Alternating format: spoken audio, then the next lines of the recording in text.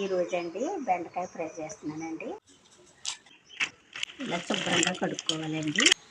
ఈ సైజు ముక్కలు కట్ చేసుకోవాలండి. బెండకాయ ఫ్రై అన్ని రెడీ చేసేస్తానండి. ఇప్పుడు వంట మొదలు పెట్టుకుందామండి. పోసుకుందామండి.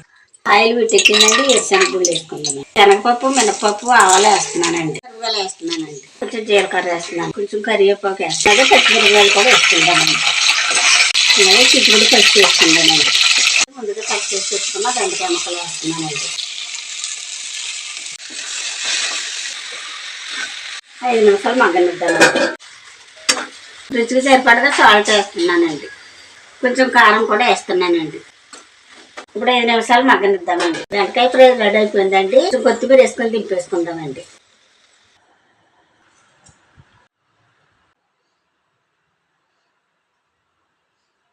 బెండకాయ ఫ్రై చాలా బాగుందండి. ఆ వీడియో కనుక నచ్చితే లైక్ చేయండి.